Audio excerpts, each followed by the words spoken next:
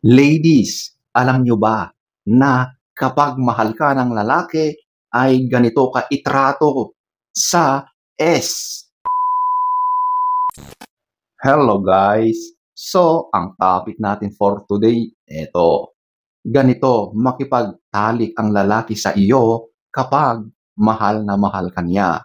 So, kung gusto mong malaman ang mga ito, panoorin mo ito.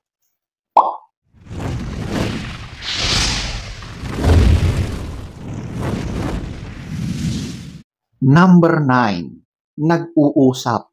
Kinakausap ka niya ang lalaking nagmamahal. Kinakausap ka niyan.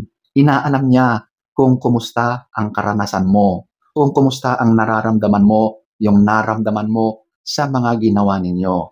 Inaalam niya ang tunay mong karanasan, ang naramdaman mo sa mga ginawa ninyo.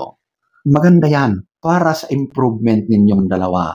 Para alam din niya kung ano yung mga dapat niyang gawin sa susunod, kung ano yung dapat niyang i-improve, kung ano yung mga ayaw at mga gusto mo.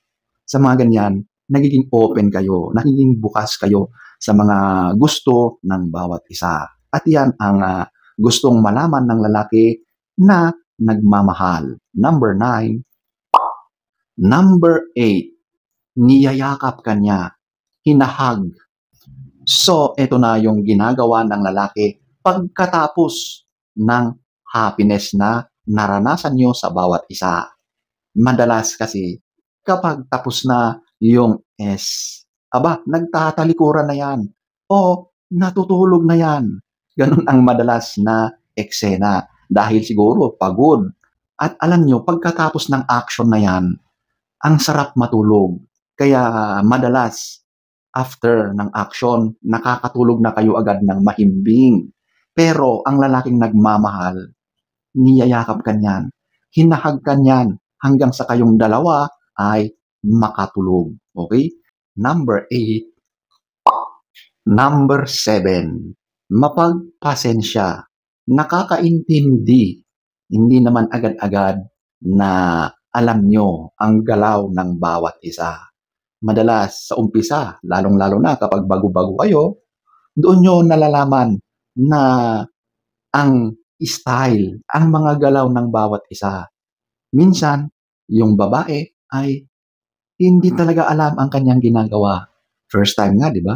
Or kahit sabihin natin na hindi niya first time, pero makikita mo na hindi siya komportable, na uneasy siya, or asiwa ang kanyang mga galaw. Hindi niya alam, hindi siya marunong. Ang lalaking nagmamahal, kapag nakikita niya yon, inuunawan niya, pinagpapasensyahan niya yan kasi mahal niya ang babae. Madali lang yan para sa kanya. Habang kayo ay nagsasama, habang lumilipas ang panahon, sigurado na matututo ka rin. Ikaw na ay magiging bukas. Ikaw na ay maalam na sa mga ginagawa sa ganyan. Siyempre, tutulungan ka niyan. So, ayan po ang number 7.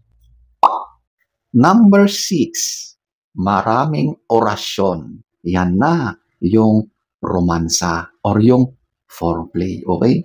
So, ladies, ito talaga yung appetizer or pampagana. Dapat talaga yan ay hindi agad-agad binibigla. May mga ilan-ilan na hindi marunong sa ganito at gusto agad-agad dakmain yung mismong pinto ng kalangitan.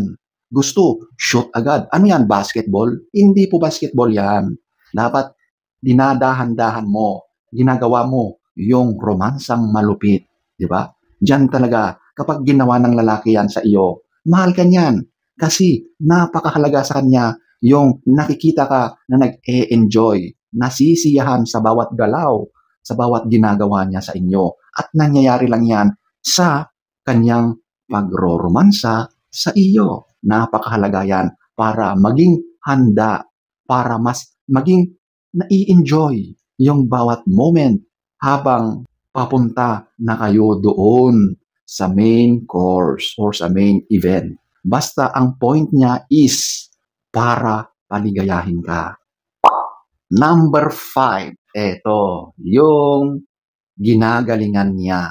karamihan ng mga lalaki, kahit hindi yan na mahusay, magaling, ay pinipilit niya para mapasaya ang kanyang minamahal. Ang mga lalaki, mahilig manood yan. Kaya diyan siya nakakakuha ng mga pwede niyang gayahin. Diyan siya natututo sa mga pinapanood niya sa mga videos na nakikita niya online. Sinisiguro nila na napapasaya nila ang kanilang partner na babae pagdating sa S.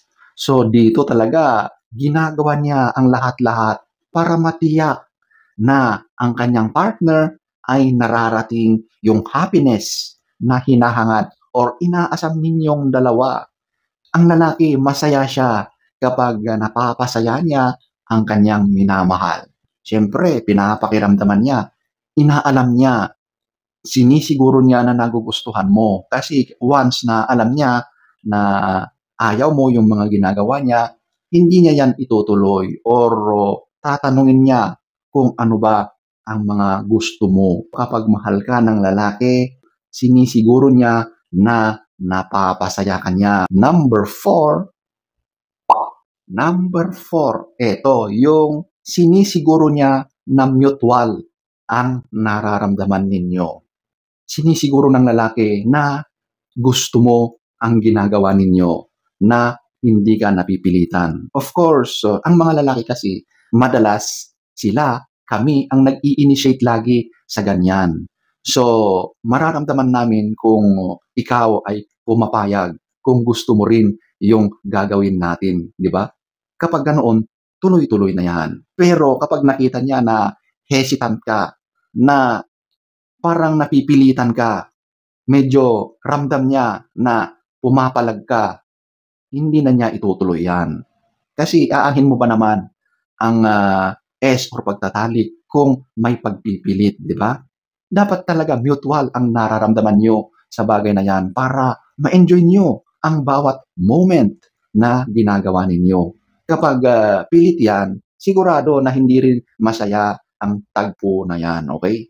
So make it sure na kayong dalawa ay mutual yung decision ninyo na gawin ang bagay na yan. Number 3, ito yung dahan-dahan.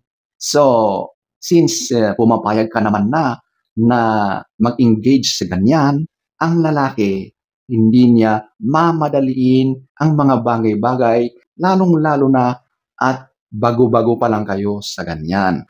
Alam nyo kasi pag sa S, the best talaga yung inuumpisahan yung dalawa sa mga dahan-dahan na galawan.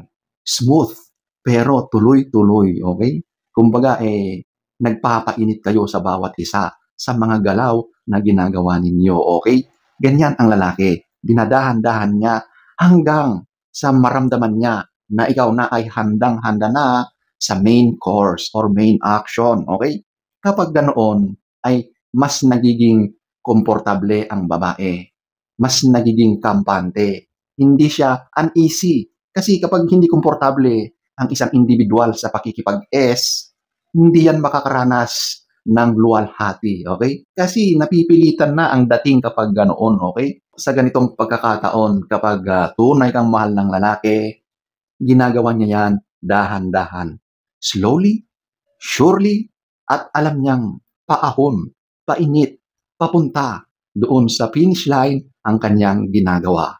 Number 2, nirerespeto niya ang iyong decision. So, ang lalaki na nagmamahal, tulad sa number 1, ay walang pilitan. So, pumapasok dito yung nirerespeto niya ang iyong desisyon sa usaping S. Kung ayaw mo, hindi ka niya pipilitin. Irerespeto niya yan dahil mahal ka niya. Alam nyo, ang pagmamahal kasi, nakakaintindi yan, okay?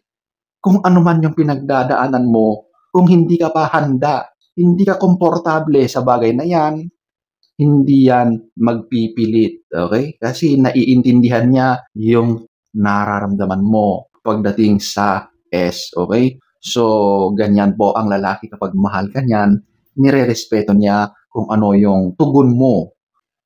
Nirerespeto ka. Diyan mo talaga masusukat kapag mahal ka ng lalaki. Hindi ka niya pipilitin, nirerespeto niya ang mga desisyon mo. Number 2. So, eto. Number 1. Eto, yung walang pilitan. Yes. Alam nyo, ang lalaki, kapag mahal ka niya, never kang pipilitin sa bagay na ayaw mo. At isa rin dyan, yung S. Of course, lalaki yan eh. Mag-a-attempt yan sa mga first moves. At kapag naramdaman niya na okay, na pumapayag ka, tsaka siya mag-e-execute ng kanyang next move. Pero kapag nakita niya, naramdaman na niya na pumapalag ka, umaayaw ka sa kanyang mga advances, hindi ka na niya pipilitin. Stop na siya doon, okay? Ganyan ka kamahal ng lalaki. Nirerespeto niya yung nararamdaman mo, yung feelings mo pagdating sa ganyang bagay. So, hindi ka niyan pipilitin. Never, okay? So, ladies and gentlemen, pagdating sa ganitong usapin, dapat walang pilitan. Number 1. So, ayan po, ang ginagawa ng lalaki kapag mahal na mahal niya ang babae, kapag kayo ay nagtatalik. So, sana ay nagustuhan nyo ang ating topic for today. Next story time, don't forget to subscribe